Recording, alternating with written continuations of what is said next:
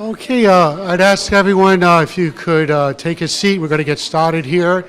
Also, before we start, if you could shut off your cell phone, that would be very nice as well. It's my pleasure and honor to welcome you to the seventh International Poetry Reading today. We will listen, read, and sing in the original language, followed by English translation, a vast array of famous poems from across the globe. More importantly, the readers, singers, performers presenting the poems are all bilingual, trilingual, quadrilingual, and I can't count past that. They are the very embodiment of the global citizen and the fruitful pursuit of the liberal arts at Chapman University. Before we start today's program, once again, shut off those cell phones. I would also like to recognize several individuals who provided me with tremendous support in organizing the reading today. First and foremost, I'd like to recognize Roxanne Tabul, who also happens to be my spouse. She founded this event many years ago, and I never truly realized all of the hard work involved in the planning of the event and the pure joy of coordinating this event as well. Raymond Sphere, Raymond, I saw you a second ago. Would you stand up? Please stand up. The Associate Chancellor is perhaps best known for his insatiable appetite for number crunching. Not everyone, however, knows that he is at least trilingual. I most certainly can vouch for his superb French as he read all of the major French literary classics. I can even quote by heart famous 17th century French playwrights such as Corneille, Molière, and Racine. It was at his urging that the International Poetry Reading was brought back this year, and I'd like to thank you for all of your help and support over the years. Anna Leahy, would you stand up? Yes. Anna not only helped with the organization of the event, she actually volunteered invaluable expertise and support. Today's reading is being video recorded and will appear on Tabula Poetica's website. Walter Thatcher, the chair of the Department of Languages, and all of my colleagues in the Department of Languages, if you're here, please stand. Polly Hodge, Laura Lousteau, Catherine Chen, Karen Gallagher, Angela Tumini, Atsuko Cook, and so many others were, as always, extremely helpful and supportive and worked very diligently with the students in preparing the text. The Dean of Wilkinson College, Patrick Quinn, please stand, was one of the very first persons to submit a poem at today's reading. This in the middle of final exams week. Very, very remarkable. Thank you, Patrick, for all of your help and support. Susan Sams and James Coyle from the Center for Global Education. They worked so very collaboratively with the international students and were, as always extremely helpful. Charlene Baldwin and Doug Lishaw of the library, the dean of the library, they provided funding for the two beautiful posters, which I'm sure you've seen displayed throughout the semester in Beckman Hall and over in the library. Thank you both for your help.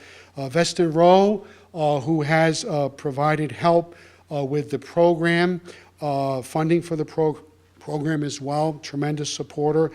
Debbie Thacker, the administrative assistant in the Department of Languages, arranged all of the food. And if you notice to the right of the room, there's a screen, and behind that screen, there are some really good goodies, which we'll get to at the end of the reading from across the globe as well. Frank Warren and Armando Diaz are two resident Wizards of Oz who have done the multimedia setup and a superb job as well, as always. Dindo Farrell from Facilities, who did the physical setup, and so many other people that I've neglected to mention here. Thank you all for all of your help. Before we begin, our readers are invited to say a few words about the poet and the poem they are reading. We'll start with the first poem by Pablo Neruda, which you can now see in your program on page 5. There's a program at each seat. You can see it up here on the monitor. I'll just scroll forward here to page 5. And I would ask Martha Rivera and Don Will to come to the podium.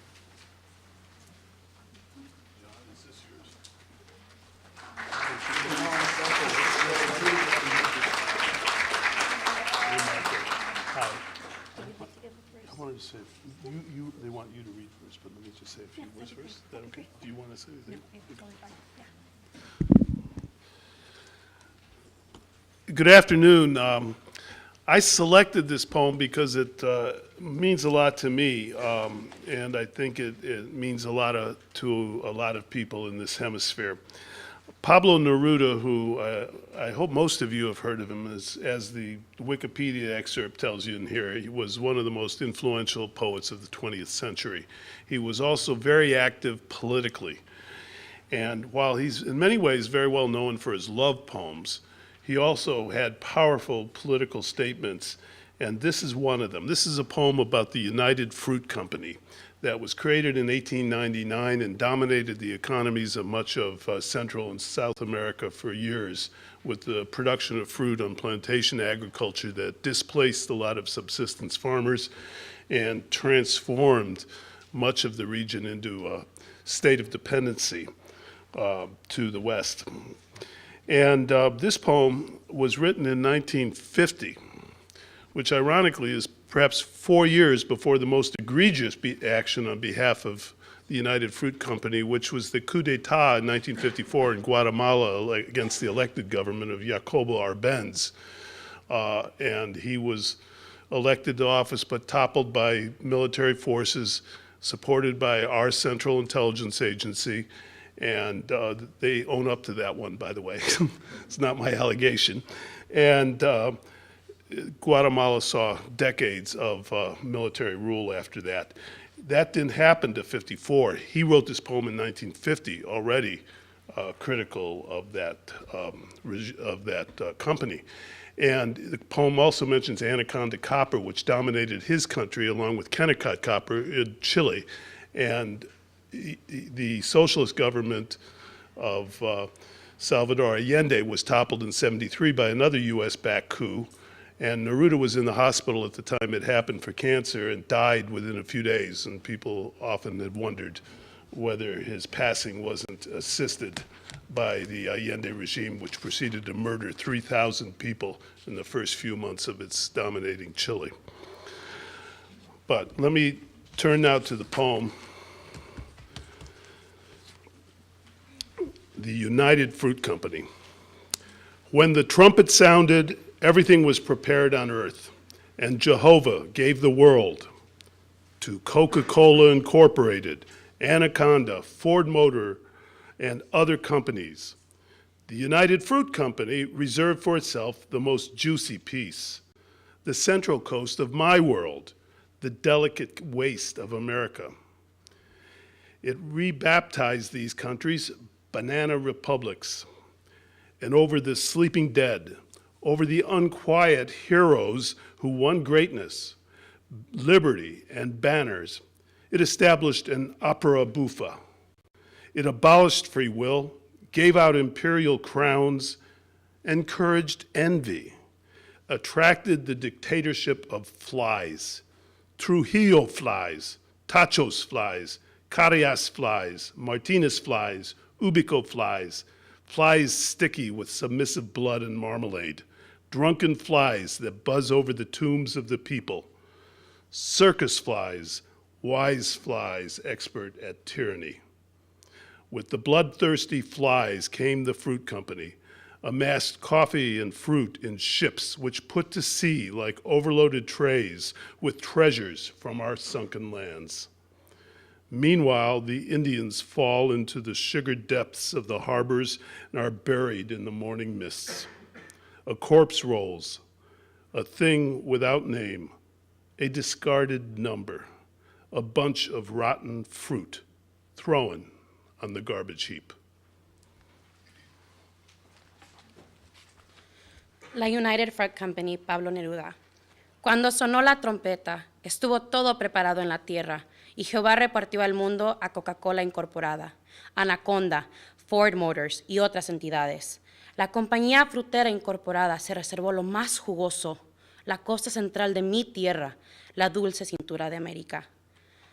Bautizó de nuevo sus tierras como repúblicas bananas, y sobre los muertos dormidos, sobre los héroes inquietos que conquistaron la grandeza, la libertad y las banderas, estableció la ópera bufa, enajenó los albedríos, regaló coronas del César, desenvainó la envidia, atrajo la dictadura de las moscas, moscas Trujillos, moscas Tachos, moscas Carías, moscas Martínez, moscas Ubico, moscas húmedas de sangre humilde y mermelada, moscas borrachas que zumban sobre las tumbas populares, moscas de circos, sabias moscas entendidas en tiranía.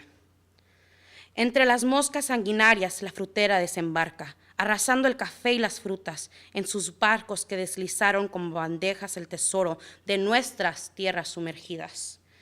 Mientras tanto, por los abismos azucarados de los puertos caían indios sepultados en el vapor de la mañana.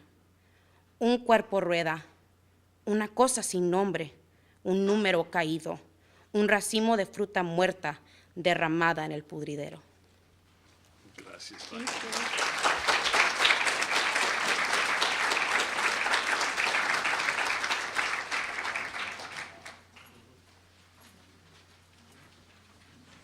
Thank you, Martha and Don, for an inspiring and informative reading. The second poem is also by Pablo Neruda, and it will be presented by Emily Shook.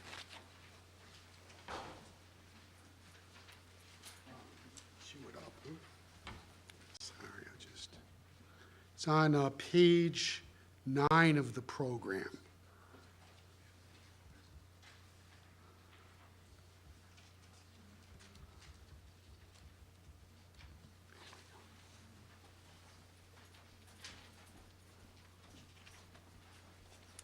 Good afternoon. I'm going to twist things up a little bit and start with the Spanish version. And I am not a native Spanish speaker, so forgive me if I mutilate a few words, but I've practiced and hopefully it turns out pretty well. Walking around, Pablo Neruda.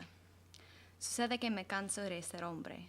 Sucede que entro en las sastrerías y en los cines, marchito y impenetrable, como un cisne de fieltro, navegando en un agua de orjín y ceniza.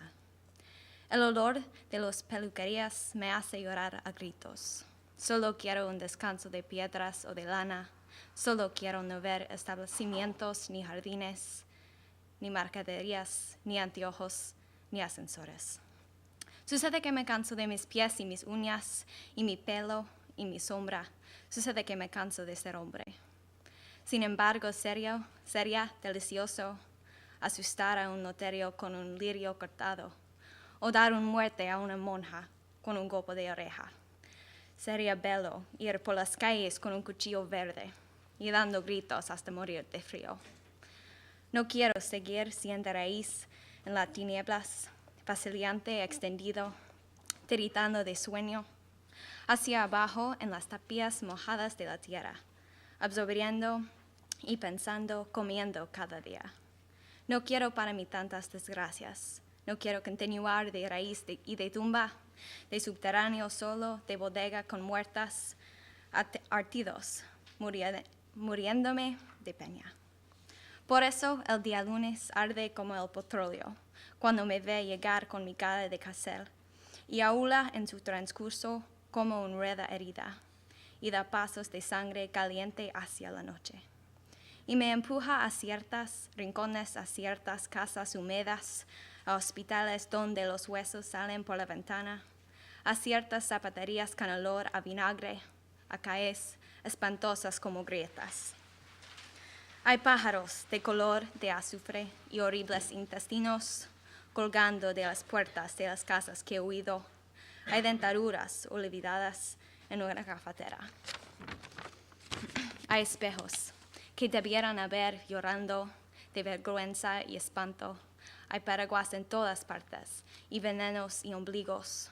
Yo paseo con calma, con ojos, con zapatos, con furia, con olvido. Paso, cruzo, oficinas y tiendas de ortopedia, y patios donde hay ropas colgadas de un alambre. Calzoncillos, toallas y camisas que lloran lentas lágrimas sucias.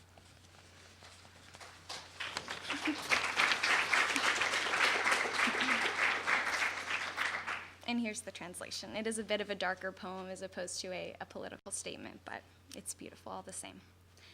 It so happens I am sick of being a man, and it happens that I walk into tailor shops and movie houses, dried up, waterproof, like a swan made of felt, steering my way in a water of wombs and ashes. The smell of barbershops makes me break into hoarse sobs. The only thing I want is to lie still, like stones or wool. The only thing I want is to see no more stores, no gardens, no more goods, no spectacles, no elevators. It so happens that I'm sick of my feet and my nails, and my hair and my shadow. It so happens I am sick of being a man. Still, it would be marvelous to terrify a law clerk with a cut lily or kill a nun with a blow on the ear. It would be great to go through the streets with a green knife, letting out yells until I died of the cold. I don't want to go on being a root in the dark, insecure, stretched out, shivering with sleep, going on down into the moist guts of the earth, taking in and thinking, eating every day. I don't want so much misery. I don't want to go on as a root in a tomb, alone underground, a warehouse with corpses half frozen, dying of grief. That's why Monday, when it sees me coming, with my convict face, blazes up like gasoline, and it howls on its way like a wounded wheel and leaves tracks full of warm blood leading toward the night. And it pushes me into certain corners, into some moist houses, into hospital where bones fly out the window, into shoe shops that smell like vinegar, and certain streets hideous as cracks in the skin. There are sulfur-colored birds and hideous intestines hanging over the doors of houses that I hate, and there are false teeth forgotten in a coffee pot. There are mirrors that ought to have wept from shame and terror. There are umbrellas everywhere, and venoms, and umbilical cords. I stroll along serenely with my eyes, my shoes, my rage, forgetting everything. I walk by, going through office buildings and orthopedic shops, and courtyards with washing hanging from the line. Underwear, towels, and shirts from which slow, dirty tears are falling. Thank you.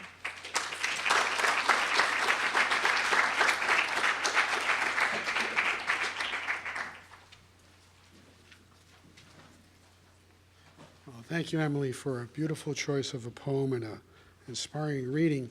The third poem is indeed very, very unique. It is an original creation by Deborah Escalante, who is already an accomplished poetess and a graduate student in the English MFA program. Her poem, and I'll cue it up here, can be found on page 13 of the reading. Just try to get it up here. Here we go. Put it right up here. Deborah.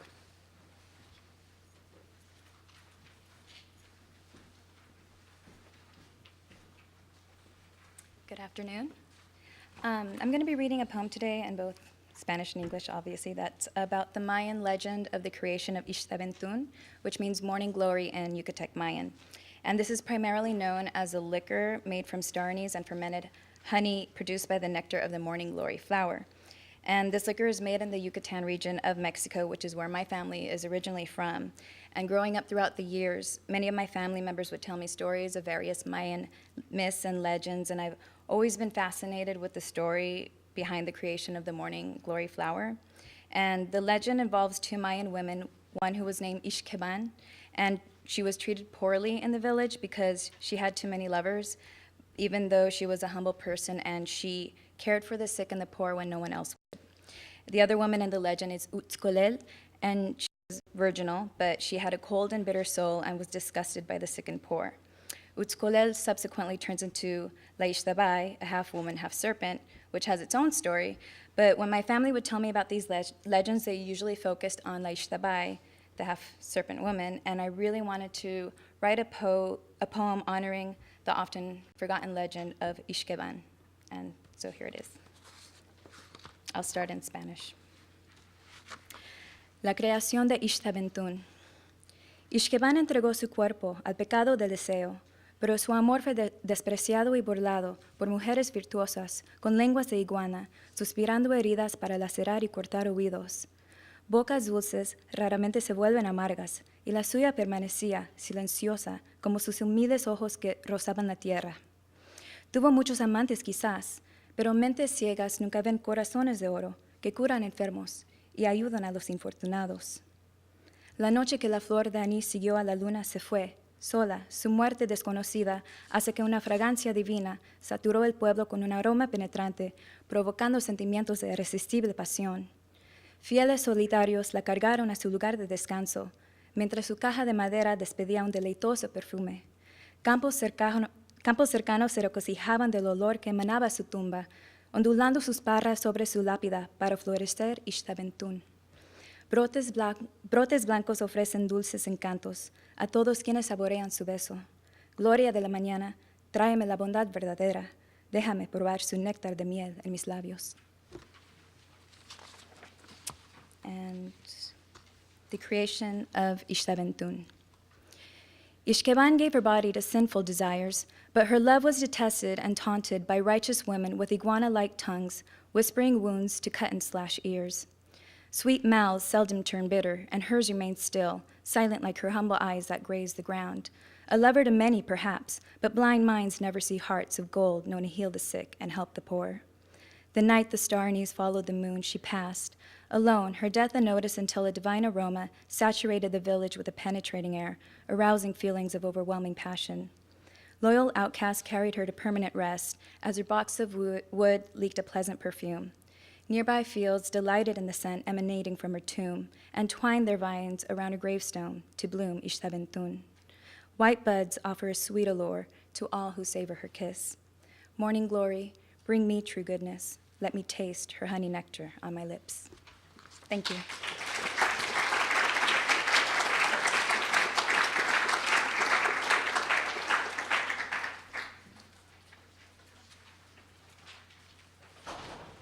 Thank you, Deborah. That was really wonderful. We certainly have an accomplished poet here at Chapel University, among others. The next poem can be found on page 17 in the program, and it is going to be read by Alexandra Scambanti. It's a poem by Jacques Prévert, a famous French poet. Alexandra.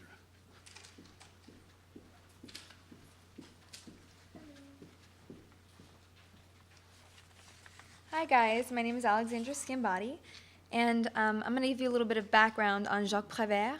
I'm reading one of his poems, Dimanche, and he was one of the most famous poets and screenwriters of the early to mid 1900s. His most famous work include Paroles and Les Enfants du Paradis, and much of his work was very heavily influenced by the satirical attacking nature of France during the post-World War II time. I'm going to read in French first.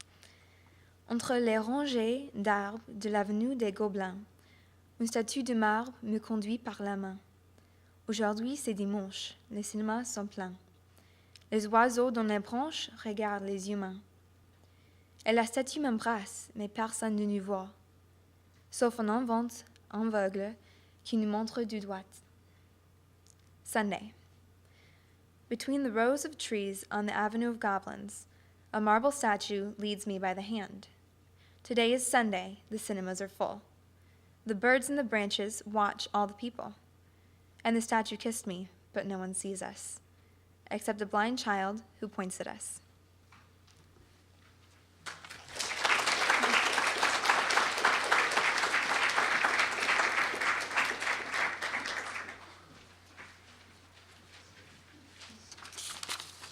Thank you, Alexandra, for wonderful reading.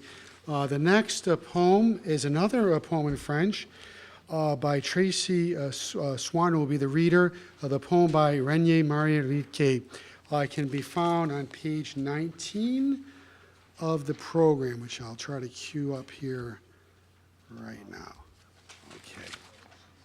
Tracy, thank you. I'll say a little bit about Rilke. He was born in 1875 in Prague to German parents, and he is considered to be one of the most significant German poets.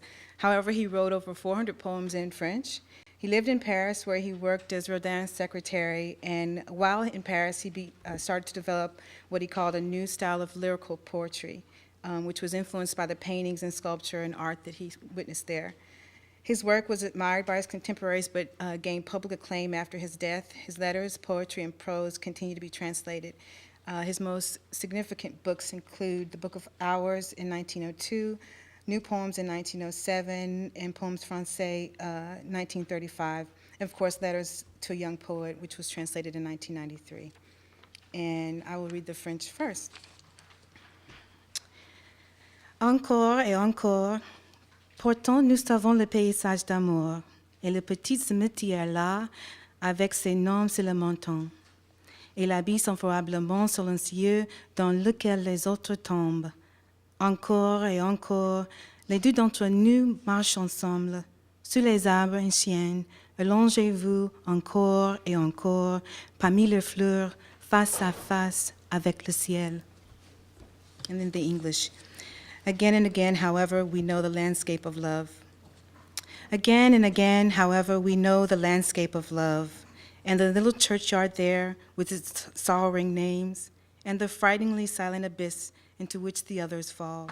Again and again, the two of us walk out together, under the ancient trees, lie down, again and again, among the flowers, face to face with the sky.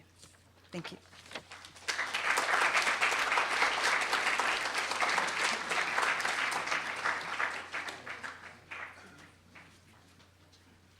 Thank you, Tracy. A beautiful poem that I had not seen before. I really enjoyed the poem and your reading, and thanks so much for submitting it and all of the information. The next poem is a delightful Greek poem, and it'll be read by Menas Kafatos and Patrick Quinn. It appears on page 21 of the program, which I'm going to try to cue up here really quickly. Here we go.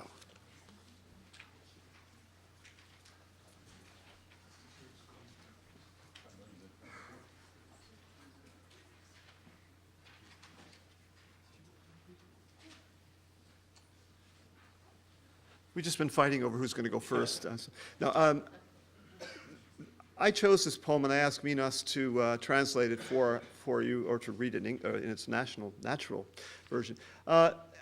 I love journeys. I love journeys, and I think life is a great journey. And when I read this when I first lived in Greece back in the 70s, my Greek actually was bearable. And then in the last time I've lost it, but the poem has never, ever gone out of my mind. So when I had this opportunity, I wanted to choose something like Cavafy to read. And Ithaca is really the journey we all take. And it needs to be read in Greek because it's so beautiful. It's just as a beautiful, beautiful poem. The English gets the message across, but the Greek is the music. And so, Minas, please take us for a ride. Thank you, Patrick. And let me just add that it's interesting that it's a favorite poem of both Patrick and myself. It's a well-known poem, and actually Nikias was here in the audience. He used the poem in his thesis, my understanding is. So you're absolutely right. It's a timeless poem. Ithάκη. Σαν βγεις στον πηγεμό για την Ithάκη, να εύχεσαι να είναι μακρύς ο δρόμος. Γεμάτος περιπέτειες, γεμάτος γνώσεις. Τους λεστριγόνες και τους κύκλοπες, το θυμωμένο Ποσειδώνα, να μη φοβάσαι. Τέτοια στον δρόμο σου ποτέ σου δεν θα βρεις, αν μεν η σκέψη σου υψηλή, αν εκλεχτεί συγκίνησης, το πνεύμα και το σώμα σου εγγίζει. Τους λεστριγόνας και τους κύκλοπας, τον άγριο Ποσειδώνα, δεν θα συναντήσεις, αν δεν τους κουβανείς μέσα στην ψυχή σου. Αν η ψυχή σου δεν τους στείνει εμπρός σου. Να εύχεσαι να είναι μακρύς ο δρόμος, πολλά τα καλοκαιρινά πρωινά να είναι, που με τι ευχαρίστηση, με τι χαρά θα μπαίνεις σε λιμένας πρωτοειδωμένους, να σταματήσεις σε εμπορία φοινικικά και τις καλές πραγμάτιες να αποκτήσεις, σε ντεύχια και κοράλια και χρυμπάρια και έβαινους και ειδονικά μυρωδικά κάθε λογής. Όσο μπορείς πιο άφθονα ειδονικά μυρωδικά, σε πόλεις αιγυπτιακές πολλές να πας, να μάθεις και να μάθεις από τους σπουδασμένους. Πάντα στο νου σου να έχεις την Ηθάκη. Το φτάσιμο εκεί είναι ο προορισμός σου, αλλά μην βιάζεις το ταξίδι διόλου, Καλύτερα χρόνια πολλά να διαρκέσει και γέρος πια να ράξει στο νησί. Πλούσιος με όσα κέρδισε στον δρόμο, μη προσδοκώντας πλούτη να σε δώσει η Ιθάκη. Η Ιθάκη σε έδωσε το ωραίο ταξίδι. Χωρίς αυτήν δεν θα έβγαινες στον δρόμο, άλλο δεν έχει να σε δώσει πια. Και αν πτωχική την βρεις, η Ιθάκη δεν σε γέλασε. Έτσι σοφός που έγινες με τόση πείρα, ήδη θα το κατάλαβες οι Ιθάκες τι σημαίνουν.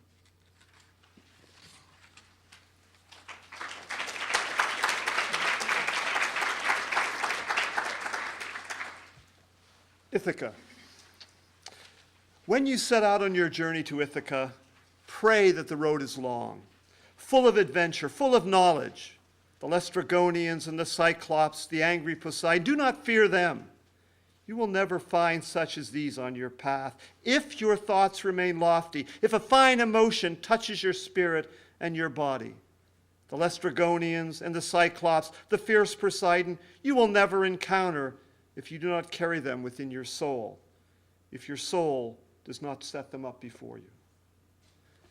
Pray that the road is long, that the summer mornings are many, when with such pleasure, with such joy, you will enter ports seen for the first time. Stop at Phoenician markets and purchase fine merchandise, mother of pearl and coral, amber and ebony, the sensual perfumes of all kinds, as many sensual perfumes as you can. Visit many Egyptian cities to learn and learn from scholars. Always keep Ithaca in your mind. To arrive there is your ultimate goal, but do not hurry the voyage at all. It is better to let it last for many years, to anchor at the island when you are old, rich with all you have gained on the way, not expecting that Ithaca will offer you riches. Ithaca has given you the beautiful voyage. Without her, you would have never set out on the road. She has nothing more to give you.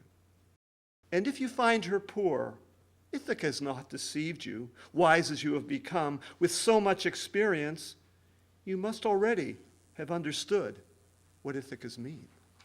Thank you.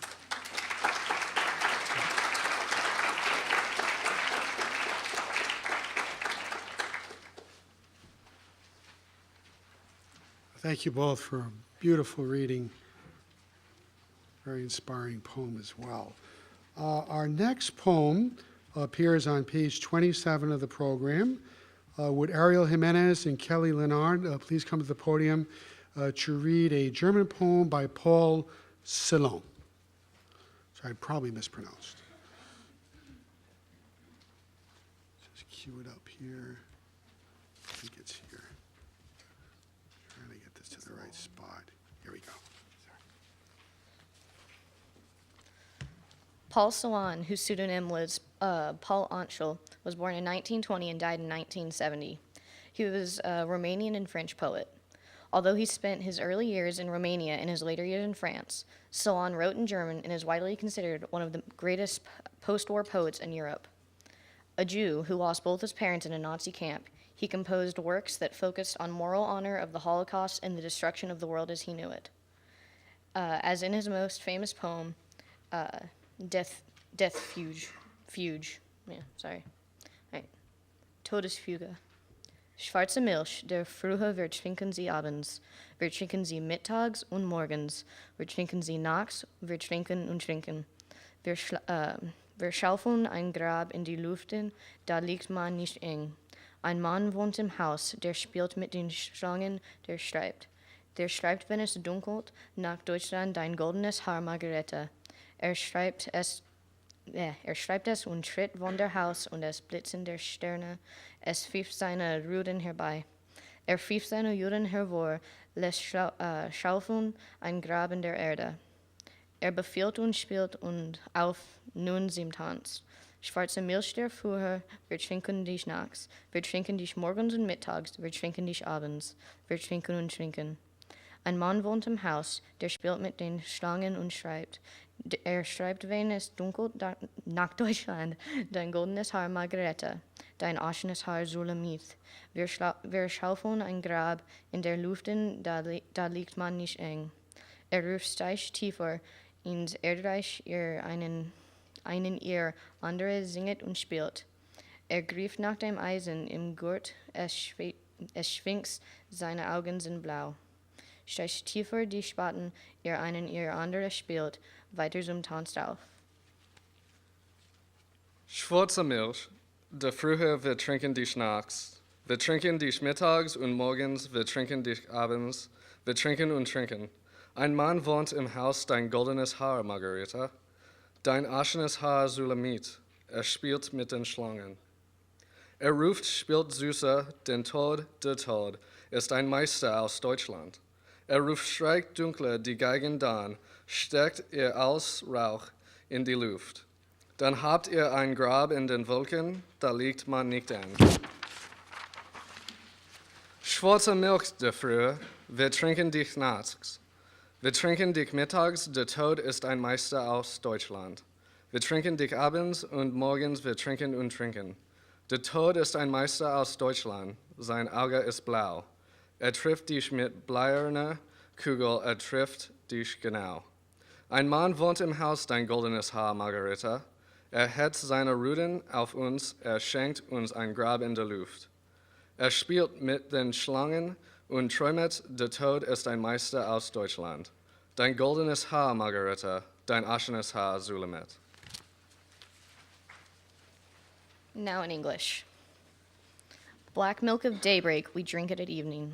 We drink it at midday and morning, we drink it at night. We drink and we drink. We shovel a grave in the air where you won't lie too cramped. A man lives in the house, he plays with his vipers, he writes. He writes when it grows dark, to Germany, your golden-haired Margareta. He writes when it steps out of the doors, and the stars are all sparkling. He whistles his hounds to stay close. He whistles his Jews into rows and has them shovel a grave in the ground. He commands us, play up for the dance. Black milk of the daybreak, we drink you at night. We drink you at morning, and midday we drink you at evening. We drink and we drink. A man lives in the house, he plays with his vipers, he writes. He writes when it grows dark, to Germany, your golden-haired Margareta, your ashen-haired Sulamith. We shovel a grave in the air where you won't lie too cramped. He shouts, dig this earth deeper, you lot there, you others sing up and play. He grabs for the rod in his belt, he swings it, his eyes are so blue. Stick your spades deeper, you lot there, you others play on for the dancing.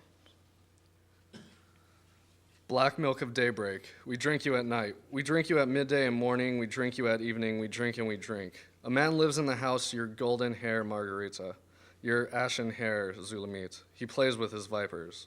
He shouts, play death more sweetly, this death is a master from Deutschland. He shouts, scrape your strings darker, you'll rise up as smoke to the sky. You'll then have a grave in the clouds where you won't lie too cramped. Black milk of daybreak, we drink you at night, we drink you at midday. Death is a master of Deutschland. We drink you at evening and morning, we drink and we drink.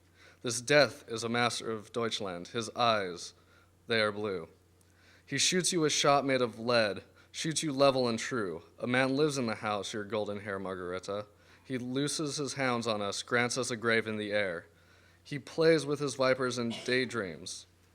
Der Tod is a master of Deutschland. The golden hair Marguerite, the ashen hair Sulamit.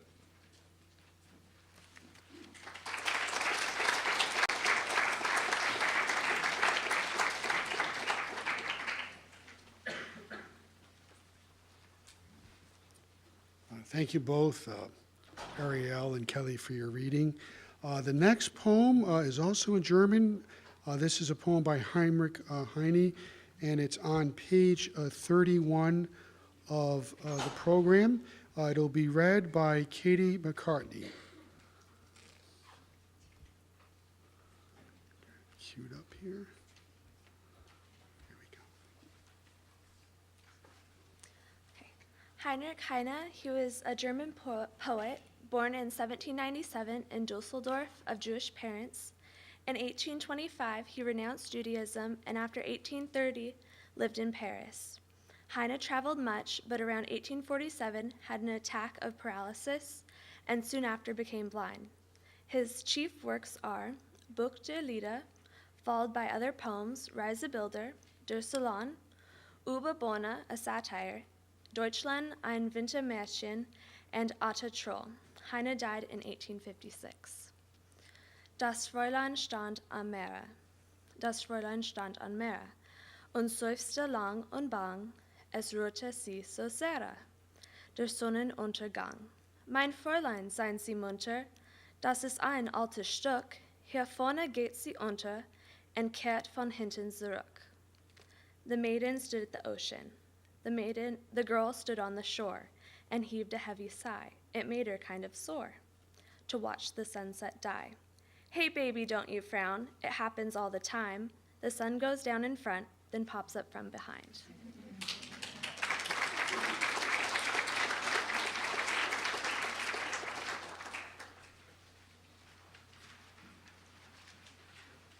Thank you, Katie, for your reading. Now we're going to switch now to Japanese, and Paul Ramirez will be reading a poem by Kotaro Takamura. Professor Cook is going to kill me for my pronunciation in Japanese. And it's on page 33 of the program. Paul Ramirez. Trying to get it here. Thank you. Kotaro Takamura was a Japanese poet and sculptor. He studied in New York, London, and France, where he was strongly influenced by Auguste Rodin. Takamura devoted his career to applying Western aesthetics to Japanese poetry and sculpture. In his youth, he was a powerful advocate of Western values, among them the need for an artist to be independent and true to himself, rather than digesting and mastering traditions. Regretting his militaristic stance as the head of the poetry branch of the Patriotic Association formed at the end of World War II, he exiled himself from the public. It was during this time that he reflected on his life and wrote a sequence of 20 poems. He is best known for his poignant poems written about his wife, Chieko, who he watched slowly descend into madness and schizophrenia until she was institutionalized in 1935 and died in 1938. Takamura chronicles his very happy yet very sad marriage to Chieko with near religious devotion to her memory. Aside from his Chieko poems, he managed a literary revolution with his first book, Dote, also known as The Journey, in 1913. This was his first and most important book of poetry in colloquial Japanese. It is in this poem that he sincerely pleads with the severe and infinite power of nature and its creative force of life. Dote. Boku no mae ni michi wa nai. Boku no ushiro ni michi wa dikiru. Ah, shizen yo, chichi yo. Boku o itoridachi saseta. Korai na chichi yo. Boku kara me wo hanasanai de. Mamoru koto se yo. Tsune ni chichi no kihaku wo boku ni mitase yo. Kono toi dote no tame. Kono toi dote no tame. In English translation, before me no road, behind me a road. O nature, Father, spacious Father who made me stand on my own, do not lose sight of me, protect me. Fill me always with your fatherly spirit for this long journey, for this long journey. Thank you.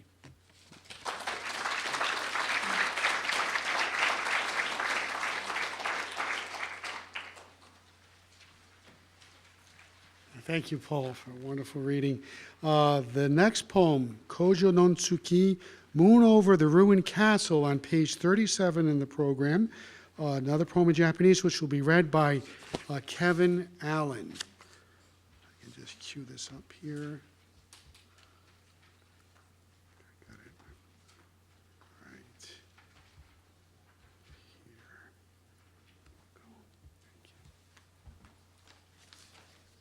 Here. Hello. So Bansui Doi was born in 1871 and died in 1952. He was born in Sendai, and his actual name was Rinkichi Tsuchi, but he studied in Tokyo, Teikoku University, nowadays known as Tokyo University, and he published his name under the pen name of Bansui. When he wrote Kojo no Tsuki, he was a student taking his doctorate and teacher in Ikubun Bunkan High School. He became a professor at the second senior high school, nowadays known as Tohoku University, and he studied in London, Paris, and Leipzig in Germany from 1901 to 1904. He met the composer of Kojo no Tsuki, Rentaro Taki, in London, and when Taki was on his way back to Japan. Then he taught again at the senior high school and the Toho Teikoku University. And after he had retired in 1934, he devoted himself to writing. He changed his reading of his last name, Tsuchi, to Doi, to keep his name private. His private life was not so happy. During World War II, he lost his house with about 30,000 books and lost all 5 of his children before the war. His students and supporters in Sendai had his house, Bansui, Sodo, rebuilt. He died there on October 19th, 1952. Bansui had heard about the Aizu Wakamatsu. Tsuru means crane, and ga means of. Jo means a castle. And the Boshin War, the war from the end of the Tokugawa shogunate to the beginning of the Meiji era, from his father and his grandfather, and since he was a child. He went to Suruga, Jo, and Ruined Castle as of a student of a second senior high school, and he was impressed by the ruined castle so much that he wrote this poem, Kojo no Tsuki, in inspiration. Now it's the fun part.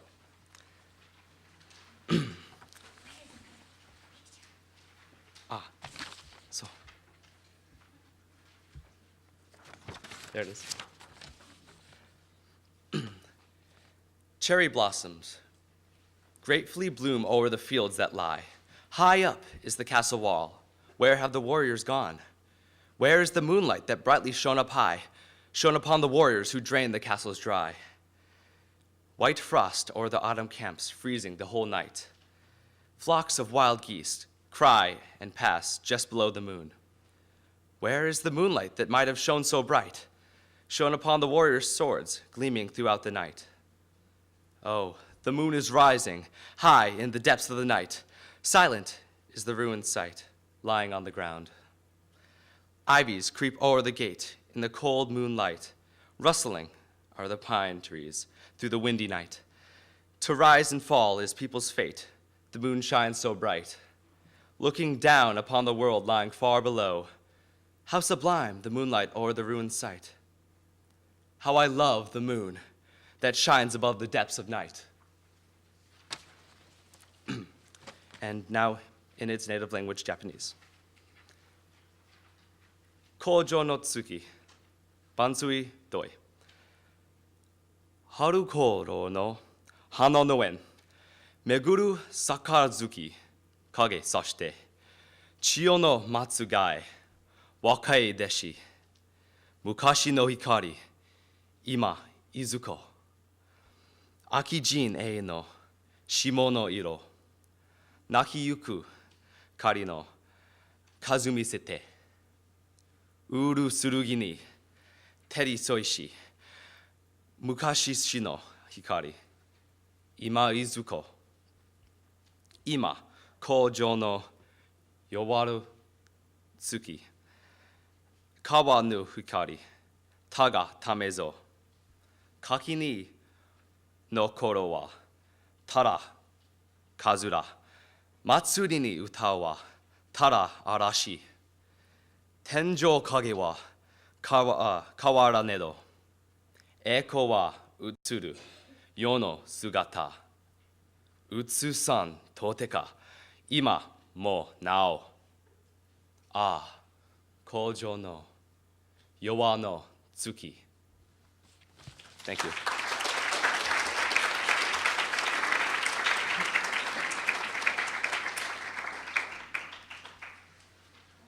Thank you, Kevin. It was beautiful. Doesn't that make you want to take a Japanese course? I certainly would, except in my case, I don't think they make a kimono in my size. Maybe with tailoring. Watch out, Asuko. I might just order the class.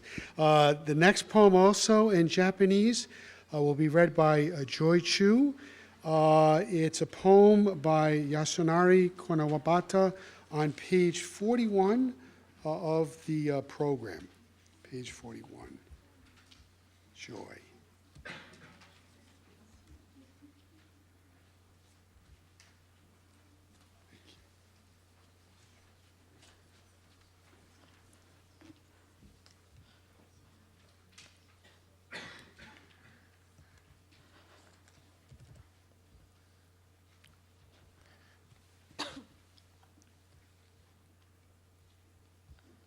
Okay, I'm gonna talk about the author first. Yasunari Kawabata was a Japanese short story writer and novelist born in Osaka in Japan. He was the first Japanese to win the Nobel Prize for Literature in 1968, and the novel Snow Country, published in Japanese from 1935 to 1946, is one of the 3 novels cited by the Nobel Committee in awarding him. This novel talks about a tale of a love affair between a Tokyo dilettante and a provincial geisha, and the name comes from the place where the story takes place. It's a remote hot spring town in northern Japan. This poem I'm going to recite is a famous excerpt from Snow Country, the novel. It's the very beginning of the novel, and it starts off the whole story by taking the readers in the train coming through a long tunnel under the border mountains. And so, okay.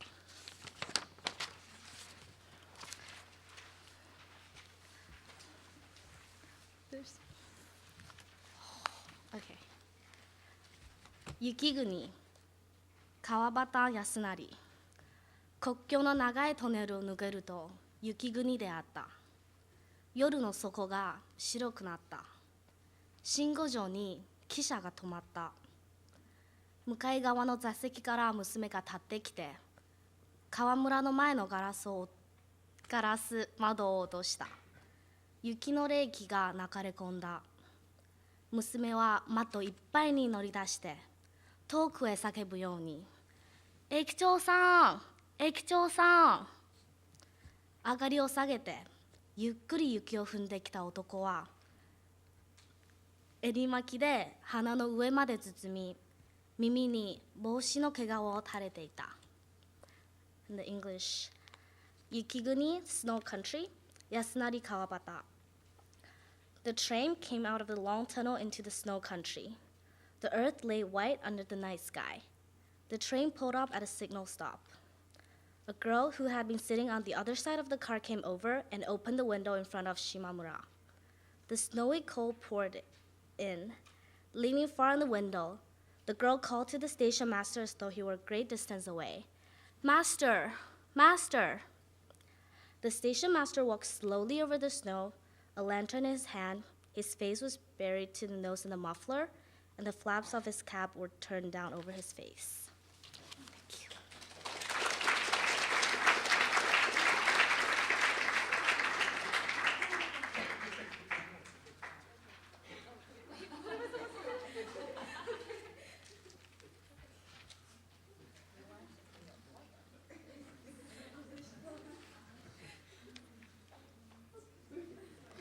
Thank you. Thank you, Joy, for a superb reading. Very, very beautiful. And then our final poem in Japanese will be read by Esther Veronin. It's a poem titled Madagarami, Tangled Here, and it appears on page 43 of the program, a poem by Yosano Akiko. Esther. I don't know how to get out of this. I'll let you, they do much better with the technology.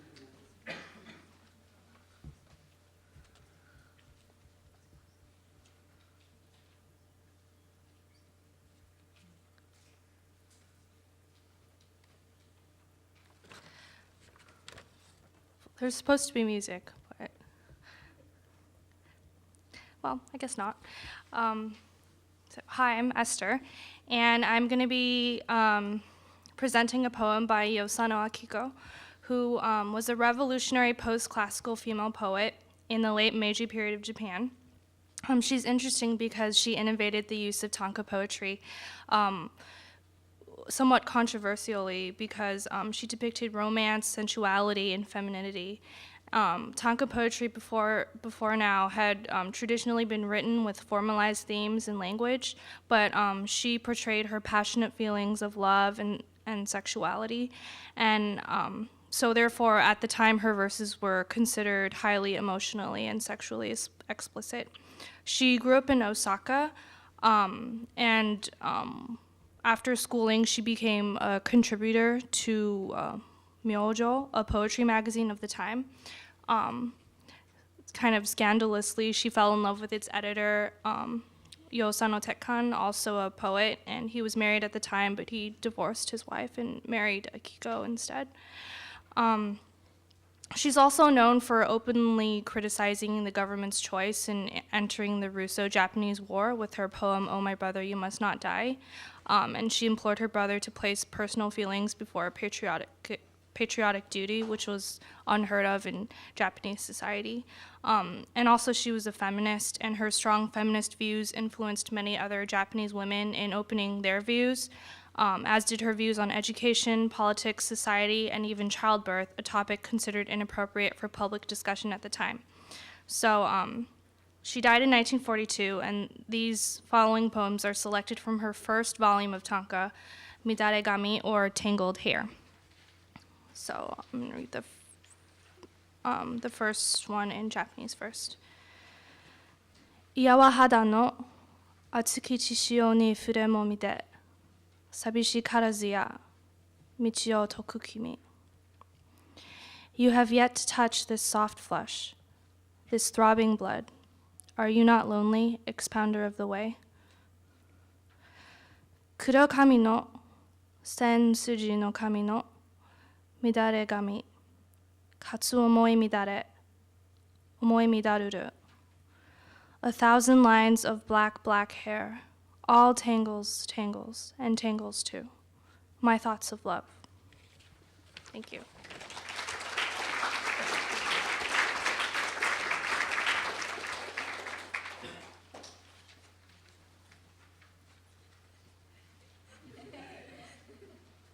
Thank you, Esther. Beautiful reading. The next poem is in Chinese, and it'll be read by our Fulbright student, scholar from China, Quinn, I don't know if I mispronounced your name, and other students. Please introduce yourself, the other students, as you come up here. It's on page 45 of the program.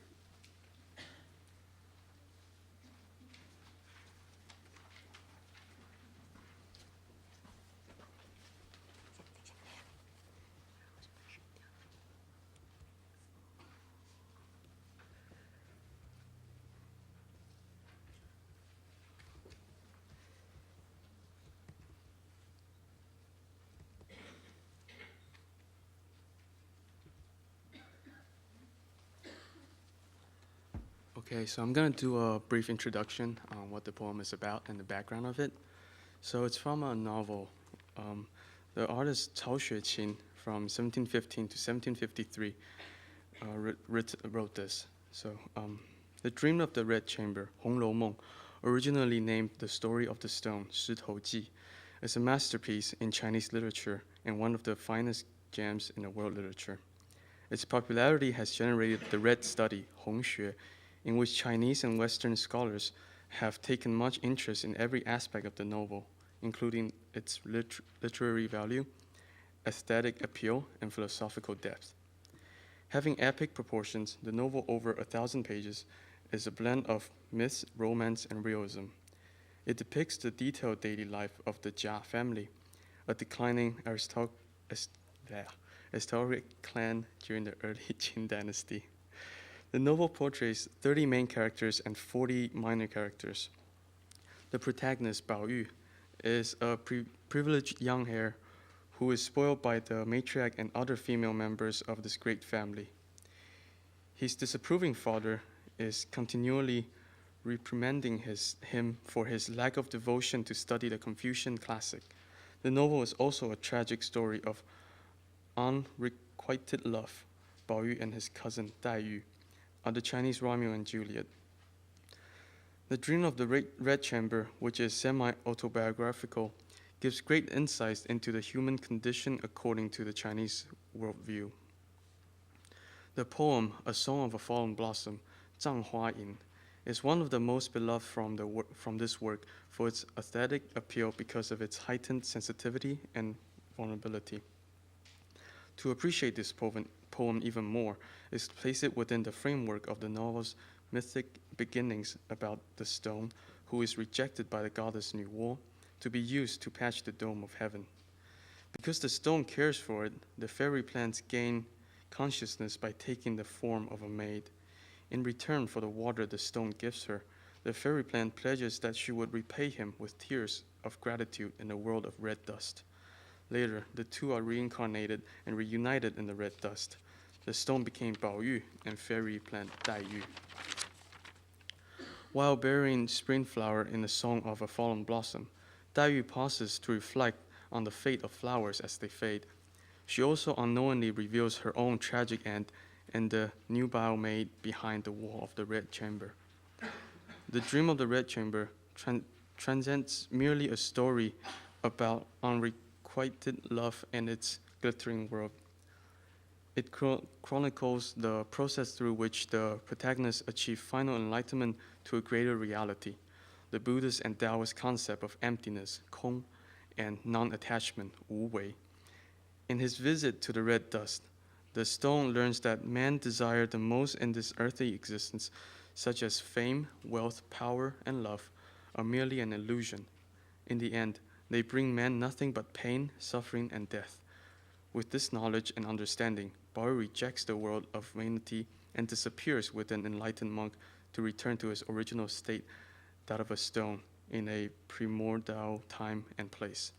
Perhaps throughout the ages, the popularity of the Dream of the Red Chamber lies in its youthful protagonist's rebellion against social conventions, while he searches for self-understanding and the true meaning of life. And we, like Bao Yu, also seeks to know who we really are. And here's the poem.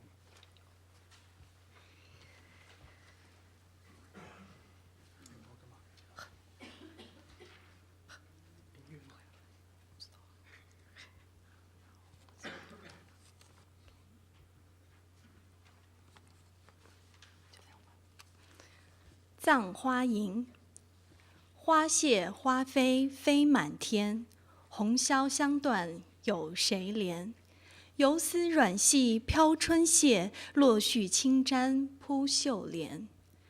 闺中女儿惜春暮，愁绪满怀无着处。手把花锄出绣帘，忍踏落花来复去。柳丝于夹自芳菲，不管桃飘雨里飞。桃李明年能再发，明年闺中知有谁？三月香巢出垒城，梁间燕子太无情。明年花发虽可啄，却不见人去凉空巢已青。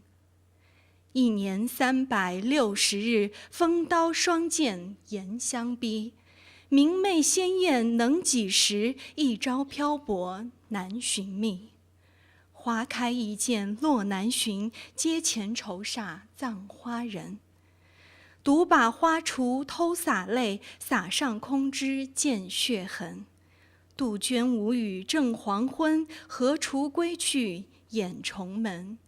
青灯照壁人初睡，冷雨敲窗被未温。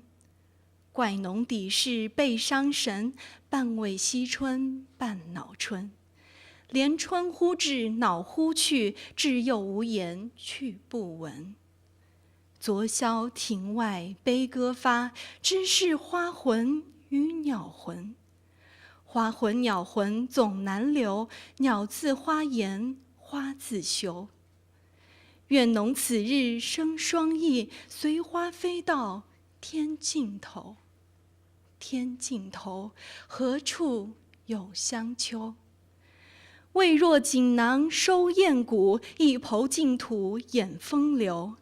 治本节来还节去，不教污浊陷渠沟。而今死去侬收葬，未卜侬身何日丧？侬今葬花人笑痴，他知是谁？试看春残花渐落，便是花颜老死时。一朝春尽红颜老，花落人亡两不知。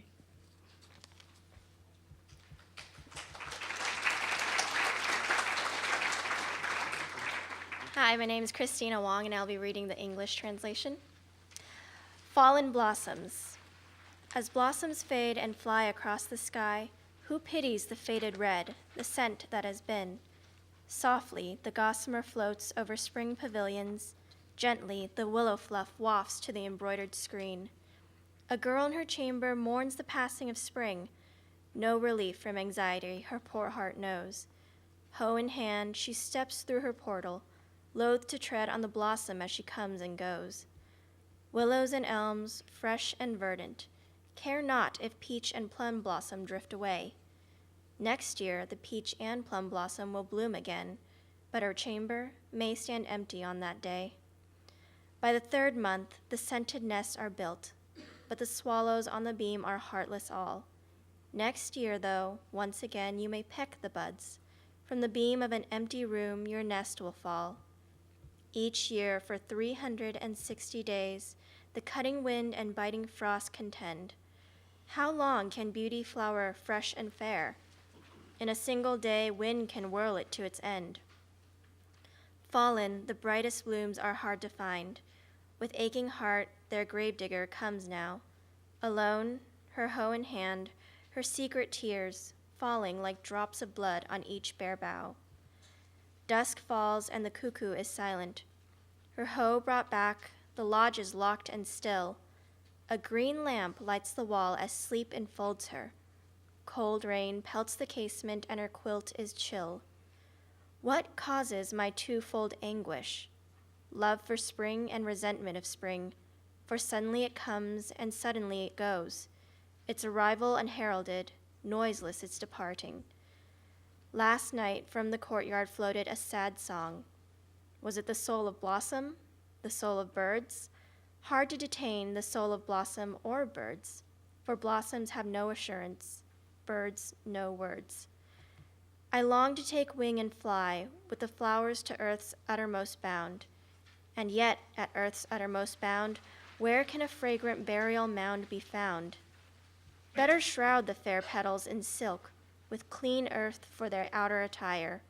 For pure you came, and pure shall you go, not sinking into some foul ditch or mire. Now you are dead, I come to bury you. None has divined the day when I shall die. Men laugh at my folly in burying fallen flowers, but who will bury me when dead I lie?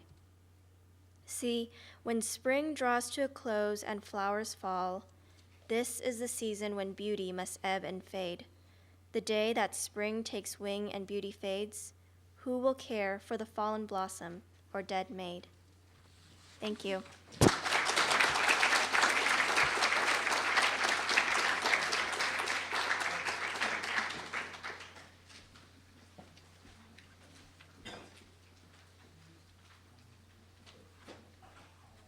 Thank you all for a wonderful reading, and also Professor Chen for working so wonderfully with these students and creating a Chinese program here at Chapman. The next poem is in Italian, and it's a poem by Gabriele D'Annunzio. It's on page 51 of the program, and our readers are Patrick Gutman and Angela Tumini.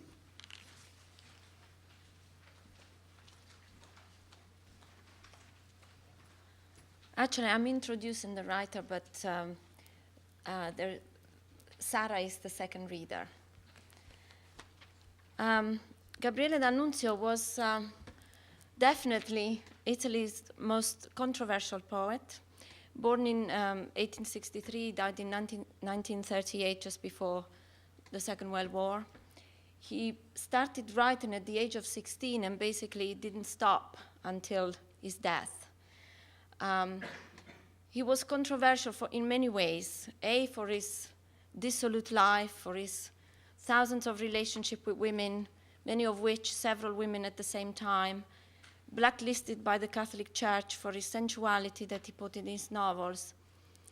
And politically, it's because he was wrongly, I say, associated with the race of Mussolini and fascism, mainly because he was a patriot, however, he was a poet. And his dream was to recreate the glory of the Roman Empire, but in a very poetical way. Despite all this, he made many enemies amongst the intellectuals of Italy because of this. However, the Alcione, which is a collection of poems from where the poem that Patrick and Sarah will read was taken, remains to these days one of the masterpieces of Italian literature, and therefore was one of the most influential collection of poems on all of 20th century Italian literature, to the point that Eugenio Montale, who was a contemporary Italian poet who won the Nobel Prize for poetry, said, "You cannot call yourself a poet if you haven't learned anything from Gabriele D'Annunzio." So here I give you Patrick and Sarah. They're going to read Evening at Fiesole, which is just outside of Florence. And in it, D'Annunzio describes the beginning at the end of summer with this imaginative companion called Hermione, and this is one of the poems of it. I have to warn you that he does not translate very well because his language is extremely musical. So when you read it, you feel the bustling you hear the bustling of the leaves on the tree in the warm breeze. And somebody once said that to read D'Annunzio's poetry was like standing in front of a painting because you just see what you read. So I'm afraid a lot of it will be lost in the translations, but they will do their best. La sera fiesolana. Fresche le mie parole nella sera ti sien come il fruscio che fan le foglie del gelso. Nella man di chi le coglie silenzioso e ancor starda all'opera lenta sull'alta scala che s'annera contro il fusto che s'inargenta. Con le sue fame spoglie, mentre la luna è prossima alle soglie cerule e par che innanzi a sé distenda un velo, ove il nostro sogno si giace, e par che la campagna già si senta da lei sommersa nel notturno gelo, a dalla le beva la sperata pace senza vederla. My words to you in the evening freshen like the rustle which those mulberry leaves are making, under his silent hand who still stands picking them over, lingering since the work is slow, on his long ladder which is turning black, against the silvering bowl, the bearing of the bow, while or still unapparent moon is spreading. Beyond her sky blue sail a delicate veil, illumining and eluding us. Almost it seems the countryside must feel is flooding in her strange nocturnal chill. It's drinking in every pore her peace, while her it cannot see. Laudata si per tuo viso de perla, o sera, e per tuoi grandi umidi occhi, ove si tace l'acqua del cielo. Now for face, pale glittering like pearl, praise be, O evening, your huge eyes where heaven's water stays silently still.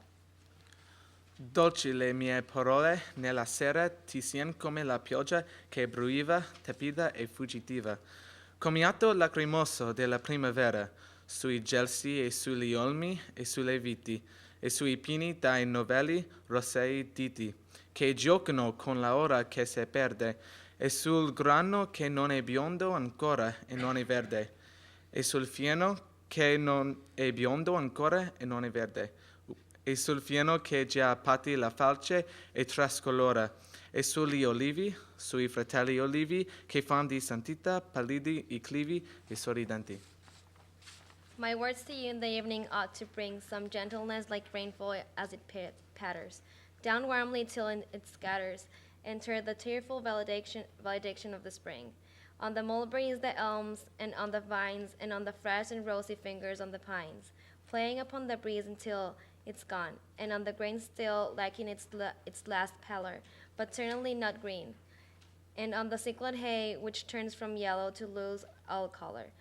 All raining down on the what Saint Francis loved to call his brother olives, turning hillsides pale with a rimpling holiness.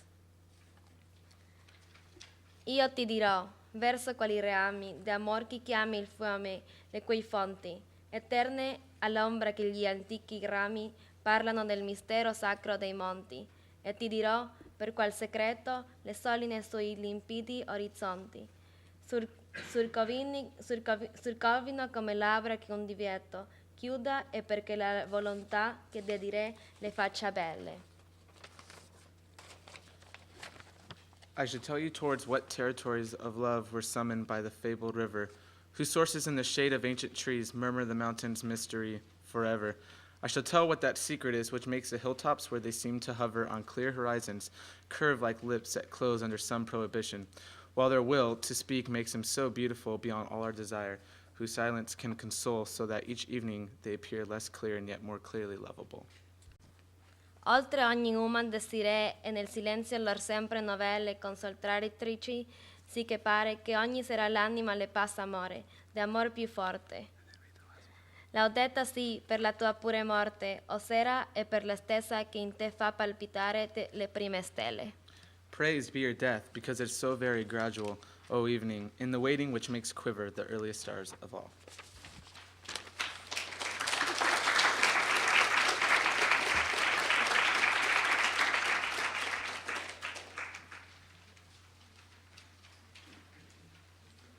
Thank you, Angela Patrick.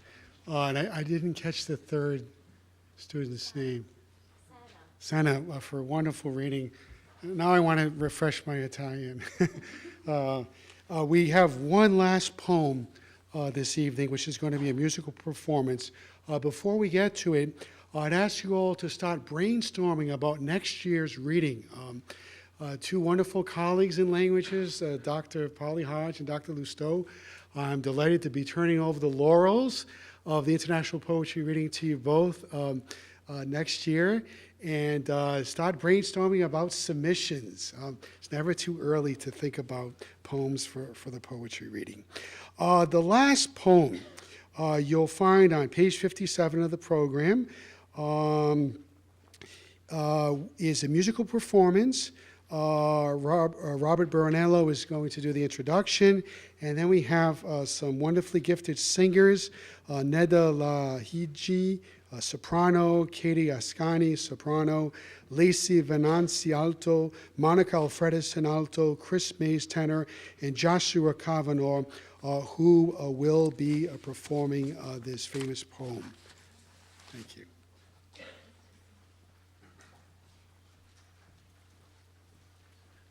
Going to give them a moment or two to approach.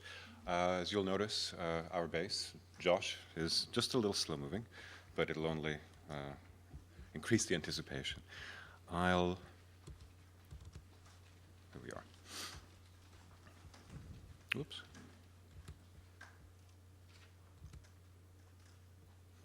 That should work. There we are. The choice of doing a medieval poem for this actually came from a class, ENG 449, where we were doing the Canzoniere of Francesco Petrarca, and afterwards discussing with the students and finalizing things while I was in Venice, they had chosen a beautiful piece that had been set to music. I'll run through some of these things for you. It is a very long poem, but we're going to only do a very short part. And as far as the students are certainly concerned, they confirm it's the best part. So for Francesco Petrarca, otherwise Petrarch, his dates are 1304 to 1374, considered a scholar, poet, founder of Renaissance humanism, and a prolific writer who perfected the sonnet and has influenced literature for over 300 years. He's also in the company of people like Dante Alighieri, Giovanni Boccaccio. The three of them are considered the three crowns of Florence, and their literature is what formed modern vernacular Italian. Into the 16th century, it finally gets codified. These are the examples. Francesco Petrarca is one of the three crowns. Now, he's done an awful lot of writing, needless to say. we rather are only going to concentrate on one small part of the canzoniere. There's a lot in Latin. We're looking at the Italian. The canzoniere, it's known as songbook, otherwise the rerum vulgarium fragmenta, the fragments, the scattered verses, yet it's structured around 365, actually 366 poems. They do reflect the calendar. There's a lovely calendrical sort of structure, and it relates to Madonna Laura, his love, his inspiration, his muse. In fact, this canzoniere is organized as in vita di Madonna Laura and in morte di Madonna Laura. So while she's alive and while she's dead, and the numbers respectively, in vita 1 to about 263, in morte 264 to 366. The first sonnet, and we're going to actually do the very last piece. However, the first sonnet was written toward the end of Petrarca's life. It thematically organizes the canzoniere. It's entitled Voi ch'ascoltate in rime sparse il suono, perhaps the most famous and influential Italian poem of all time. I'm going to click on this just for, I'm hoping this will work. If it doesn't, I'll go back. We'll use it as bookends. We're looking at number 1 for just a moment, and the very last one, 366, with the students. If this works, it'll be lovely. We'll actually have Petrarca here, in a way. We just have to be a little bit patient with Shack. Oh, here we are. Good. We're ready to go. Oh, we don't have sound. What a shame. Hang on. Hang on. It's lovely. Well, we'll carry on. Sorry. Just a second, please. This worked wonderfully in class, by the way. All right, I'll turn this down and go back. What we're going to be looking at is an 11-stanza canzone. We're not doing the whole thing. Vergine Bella, it's the final poem. It closes the canzoniere and bids farewell to his love for Madonna Laura. He is obsessed with her. She is his muse and inspiration. Petrarca was a primary source for many 16th century composers who set his poems to music. The piece that we'll be looking at is, to be performed, in fact, is from someone by the name of Stefano Rossetti da Nizza, who flourished between about 1560 and 1580. His Primo Libro di Madrigali, which was published in Venice about 1560. And he worked extensively for the Medici family. I'll read briefly the English and a little bit perhaps of the Italian to get them started, and then we'll have the performance. By the way, while I was at a conference in Venice, these wonderful students actually took it upon themselves, chose the wonderful piece, and managed to fit it in somehow between all kinds of practice. I'll read first in English and start them off in the Italian. Sacred Virgin, filled with every grace, that through true and noblest humility leapt to heaven, where you hear my prayers, you give birth to pity's fountain and the sun of justice, you who shine through this age filled with darkness, thick with error. 3 sweet beloved names combine in you, mother, daughter, spouse. Glorious Virgin, queen to that king who has loosed our bonds and made the world free and happy, I pray you satisfy my heart with his sacred wounds, true blessed one. And I will go for a little bit in Italian, and I will get my cue, and they will take over. Vergine Santa d'ogni grazia piena, che per vera ed altissima umiltate sallisti al ciel onde miei preghi ascolti, tu partoristi il fonte di pietate e di giustizia il sol.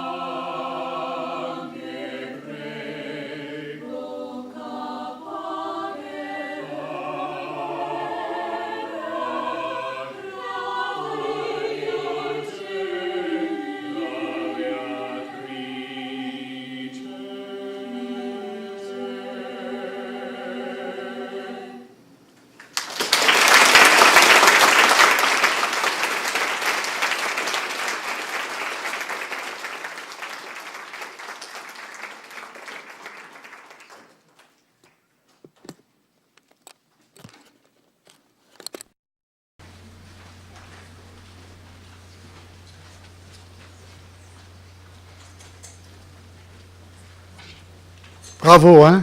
It was wonderful.